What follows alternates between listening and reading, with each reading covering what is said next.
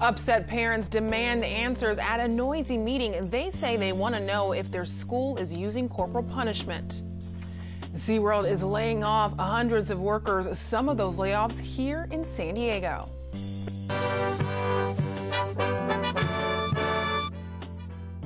The Navy welcomes 3 Chinese ships to port at B Street Pier. KPBS Evening Edition starts right now.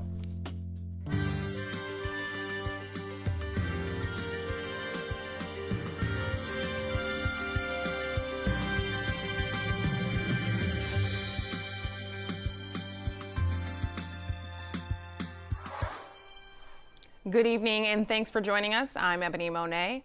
The San Diego Unified School District is investigating allegations of corporal punishment at Horton Elementary School in Chollas View.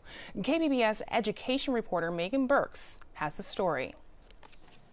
The district is looking into allegations that 4th and 5th graders at Horton suffered burns on their hands after their principal, Stacy Dent, allegedly forced them to hold a push-up position on hot blacktop as a form of punishment. The ACLU of San Diego and Imperial counties says this fits the definition of corporal punishment and has called for an apology.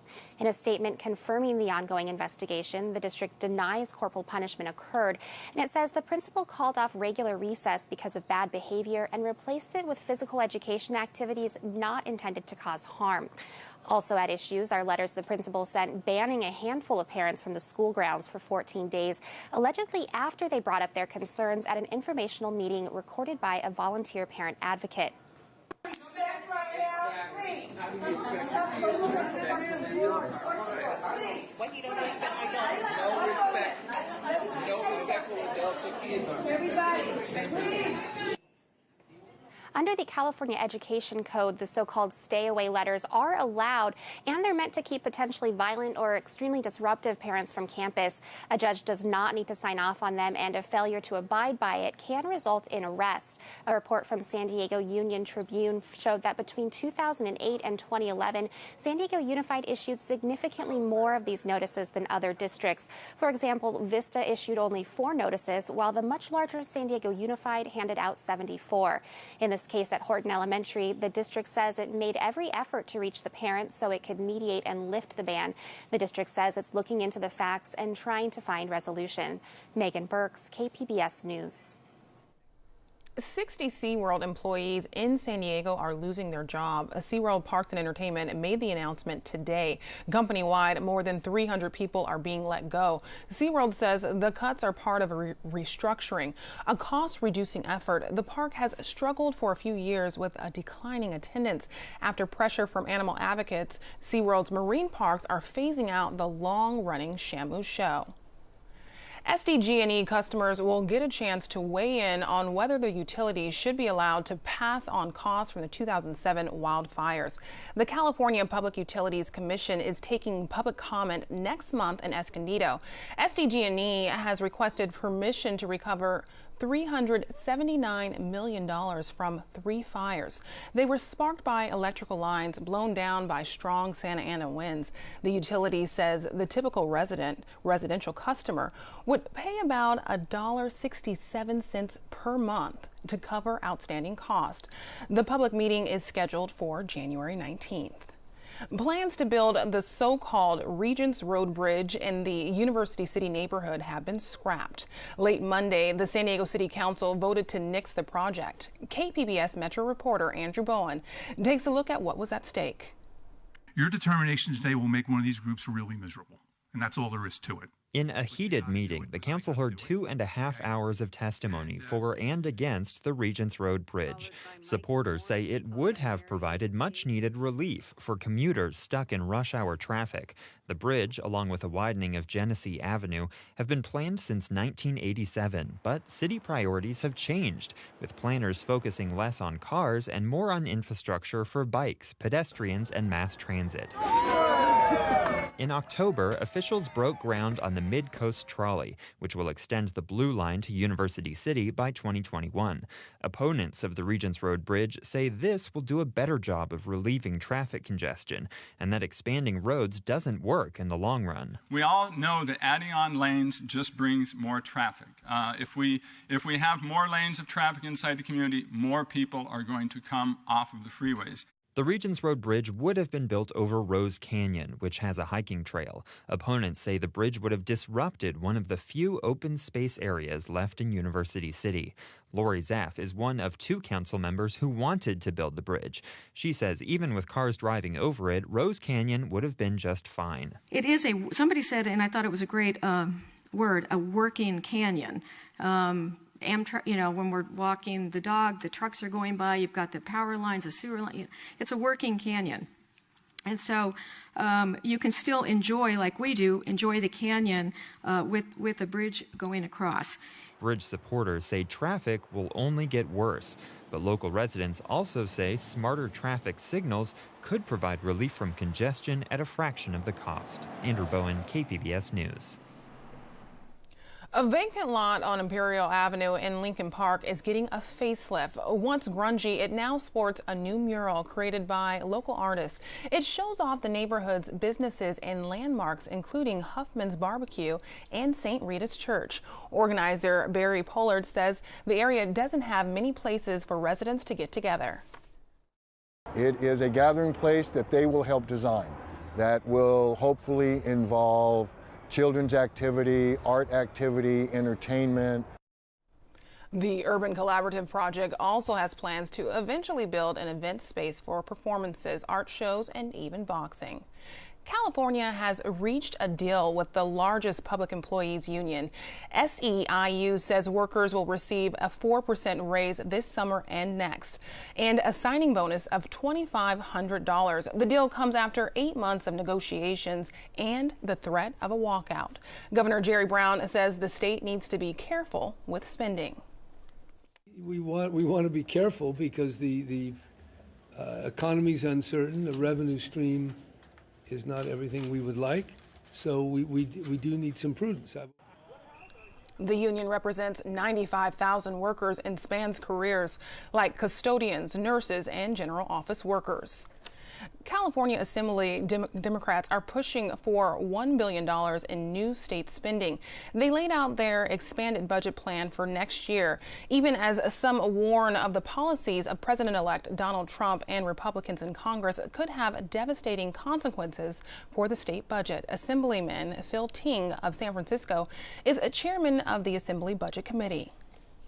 Well, I think it's actually very smart to look at more and more self-sufficiency from a state level. We obviously know that there are certain things we have control over and certain things we don't have control over. So as much as we have control over, as much as the voters have control over, I think you'll be seeing, not just this year, but really over the next 4 years, Californians really taking matters more into their own hands. Next, the state Senate and Governor Brown will present their own budget priorities, and then negotiations begin. State lawmakers are getting a pay raise of 4%. That's about $4,000 per year for state legislators. Governor Jerry Brown is also getting a 4% bump. That's an extra $7,000 a year for him. But not all lawmakers want the raise. And sometimes there's a little bit of a feeling that government takes advantage of the people. And I just don't want to feed that. Currently, California legislators are the highest paid lawmakers in the country. Former state senator Marty Block is getting a new job and a raise. The Democrat from San Diego represented Senate District 39 for 4 years. Now, Governor Jerry Brown has appointed him chairman of the California Unemployment Insurance Appeals Board. The state Senate will have to approve the appointment. The position pays $146,000 a year. A new report from the Kaiser Family Foundation reveals how dependent Californians are on federal subsidies to buy health insurance. The report reveals 1.2 million people who are enrolled in Covered California are receiving subsidies this year. They're getting an average of just over $300 a month in federal tax credits. Anthony Wright heads up the nonprofit group Health Access California. He says repealing Obamacare would be a disaster. And the impacts would not just be for the folks on Covered California in the case of that cut. It would be for the entire insurance market. California Congressman Kevin McCarthy is the Republican House Majority Leader. He says he wants to repeal key elements of Obamacare without having a program to replace it. It's highly recommended by doctors as the ideal way to give babies the nutrition they need, but the decision to breastfeed and the task isn't easy for many moms. Starting tomorrow, KPBS health reporter Kenny Goldberg explores the benefits and challenges San Diego moms face over breastfeeding their new babies. You really need guidance. You really need someone to walk you through it. And there's really a science behind it. Tune in tomorrow night right here on Evening Edition for part 1 of KPBS health reporter Kenny Goldberg's special report. If you knew your genetic risk of developing a disease, would you adopt healthier habits to keep those diseases at bay?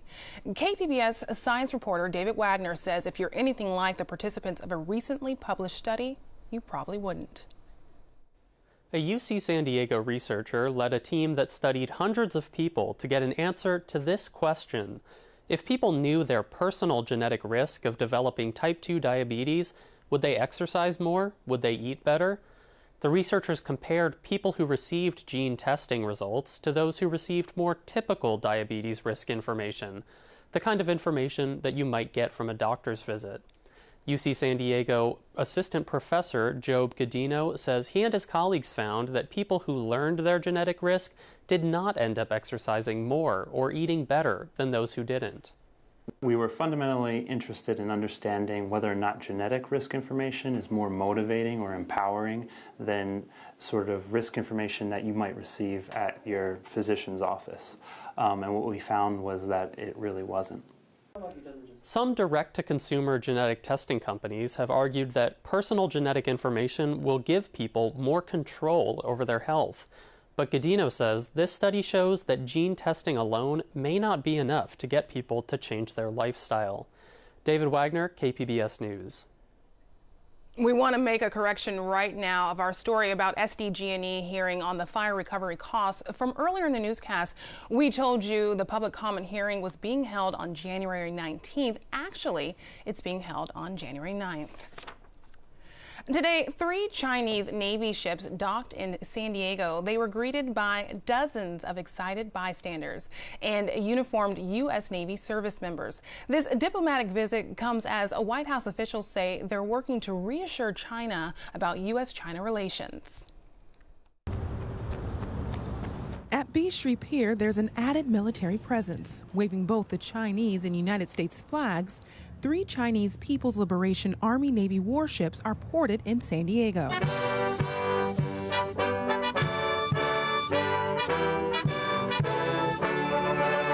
The Navy says the visit is intended to build trust and foster cooperative relationships. On behalf of Commander United States 3rd Fleet, Vice Admiral Nora Tyson, and the United States Navy here in San Diego, it is my pleasure to welcome you all here. The visit comes after waves caused by a controversial call between President-elect Donald Trump and the President of Taiwan. The U.S. severed diplomatic ties with the self-governing island in 1979. The White House says the call is therefore a break in protocol, one that could undermine relations with Beijing. Trump followed up the call with tweets about China. But the Navy says this visit is about goodwill, not policy. Sailors from both navies will take part in sporting events and cultural exchanges. We hope you enjoy your visit to this beautiful city and that each of you make fond memories and begin new friendships during your stay. A stay that marks the 3rd visit by Chinese Navy ships to San Diego in 3 years. One of the Chinese vessels will be open for public tours tomorrow from 9 in the morning until 5 in the evening. The Navy's newest, most expensive destroyer comes home to San Diego on Thursday, just in time for the holidays. The $4.4 billion USS SeaWorld was delayed after breaking down in the Panama Canal. Officials say the ship will make it easier for the Navy to develop new missions and systems for combat. 2 other destroyers like it are currently under construction. Tomorrow marks 75 years since the attacks on Pearl Harbor in 1941. AP reporter Gillian Flackis says from school children who watched the attack on Pearl Harbor to a sailor who narrowly escaped death, the anniversary brings back powerful emotions and memories of the day and the aftermath. anxious to see Emma. Can hardly wait. It's a journey of 100 miles, but for Joan Rodby, it's a trip back in time. A reunion for Rodby and Emma Veary. They grew up in Hawaii and went to school together. Oh, how nice. Childhood friends. Veary, now 86, recalls something else from that time. Watching the attack of Pearl Harbor from a neighbor's roof. Her father called to the harbor to help as the chaos unfolded. Well, we could see that. We could see the airplanes flying and bombing, you know. And the black smoke. And the black smoke, yeah, and the fires. Those tense days immortalized in a class photo. Children with gas masks around their necks in case of another attack. They'd put us in rooms, remember, and they'd put gas in the rooms, and we'd go in to make sure, to make sure that it fit. So that's Emma Veary. And Joan Martin. Yeah, and you don't remember any of your other classmates? 2,500 miles away, in southern Oregon, Florence Cito has the same photo, but not all the same memories. And the woman came screaming out of her two-story house. And her exact sentence was, "The Japs are bombing Pearl Harbor." Cito lived in Honolulu with her Japanese parents, and after the bombing, a different fear set in: internment camps. When her father was falsely accused by white neighbors of hoarding canned goods, business acquaintances stepped in. So the military did not come and take him away. He was very lucky. If those Caucasian businessmen had not spoken to vouch for my father, I guess we would have all been taken to the internment camps. Memories Cito shares with her daughter and granddaughter. I was a cute little kid. Look at that. My sister made that dress. You had to sit there and take it until they're all done. Lauren Bruner holds on to a different photo from that time. He was a sailor on board the USS Arizona. There's parts of this whole thing that they can't talk about.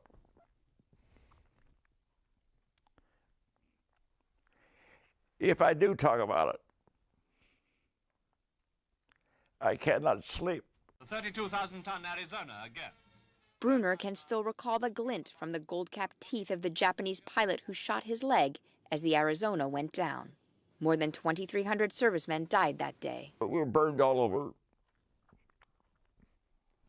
So they got hoops for the bed. So they put the blankets over. Different memories. But you clearly made the lays. Changed lives. At night, as a nation recalls its loss and honors its heroes 75 years on. Gillian Flackis, Associated Press. I'm Judy Woodruff on the next News Hour, breaking down a controversial new landmark health law poised to spur scientific funding. That's Tuesday on the PBS News Hour.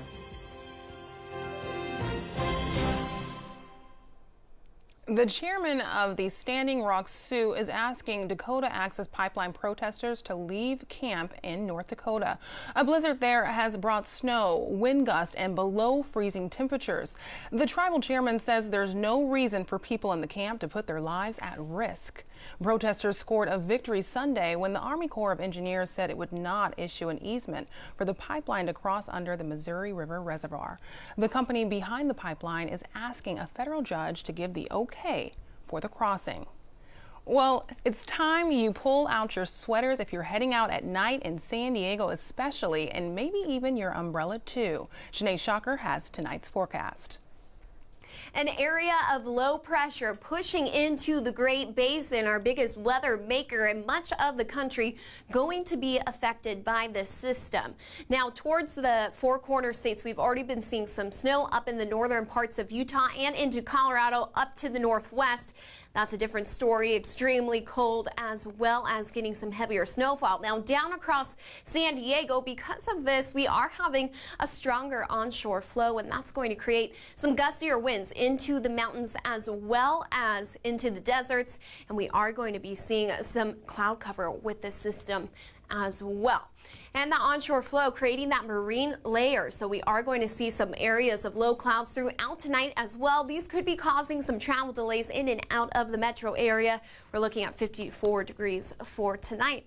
As we take a look at the rest of the region, out towards the mountains in Alpine and Ramona, 43 degrees, Mount Laguna 34, head out to Borrego Springs and we're at 47, 50 degrees in Mecca. So relatively mild tonight. Heading towards tomorrow, we're going to be about 5 degrees below normal for our temperatures, and these winds are going to start to shift into a weak offshore flow. So that means that we will see some rain towards the coastal mountains as well. Later in the week, though, things become much more mild. We'll start to see that offshore flow really begin to diminish and cool off into our Saturday. So this is how things are going to play out for the week. For our Wednesday, about 5 degrees below normal, partly sunny conditions around the coast, and we'll stay into the upper 60s through our Friday, 67 degrees for our Saturday. Now, come Sunday, we will see the chances of some rain and maybe a drizzle throughout the evening and the afternoon. Inland, we are climbing into the 70s for our Thursday. That's about 5 degrees above normal, and we'll stay in the 70s through Friday as well. Plenty of clouds to go around. Going to be nice weather to kick off your weekend. Partly sunny conditions for our Saturday, 66 degrees here. Showers around the region for our Sunday as another system pushes onshore. Into the mountains we go. Gustier winds for our Wednesday. They'll begin to taper off into our Thursday as well. Chillier for our Wednesday. Take a look at that. 45 degrees on Wednesday. We're back in the 50s for Thursday through the rest of your weekend, and we'll keep lots of that sunshine in store for us here in the mountains. And we head out to the deserts, our last stop on the board, climbing into the upper 60s for your Thursday, so relatively cold. 36 degrees for our low tomorrow, going to be slightly chilly, but the rest of the week not too bad for our lows. We'll stick to the 40s, and by Saturday we're back into the mid-70s for our high. Lots of sunshine to go around as well. For KPBS News, I'm Shanae Shocker. Earlier in this newscast, we looked at the emotional impact of the attack on Pearl Harbor 75 years ago. World War II also left behind an environmental legacy that lingered for decades. We have this story from reporter Ashley Ahern and producer Katie Campbell of our media partner EarthFix.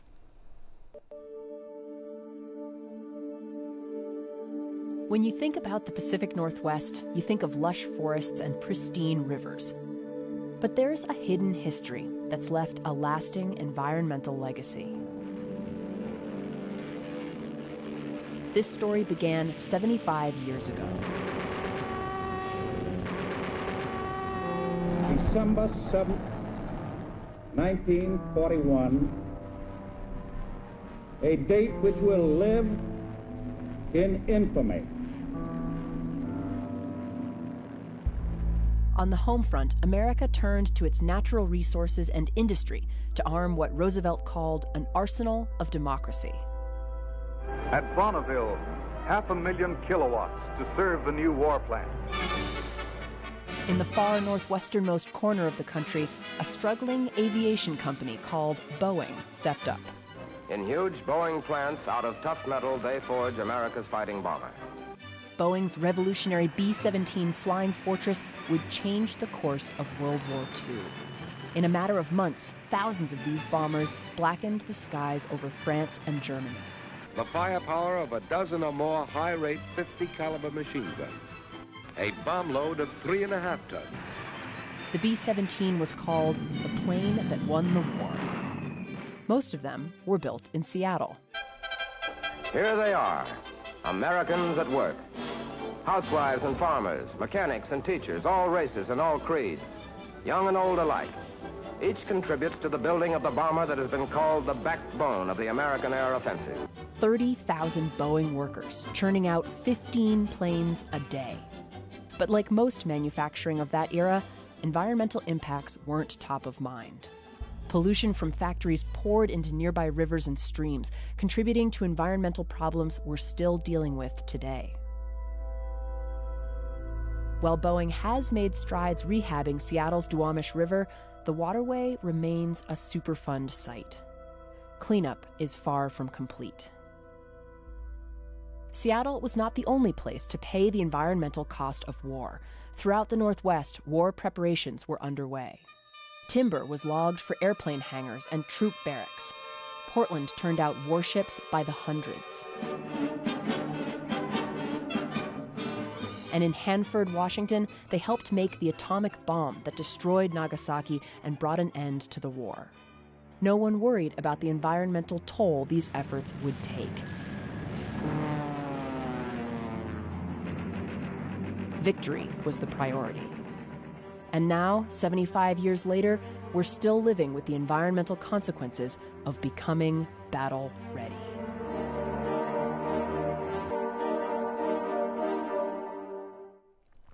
Here's a look at what we're working on for tomorrow in the KPBS newsroom. On Morning Edition, commuters who often use the 5 in North County may experience delays due to construction early next year. Tomorrow we explain the new plans for the 5 freeway. And on Midday Edition, the history of Pearl Harbor is being retold, but this time in comic book form. That's tomorrow at noon on KPBS Radio.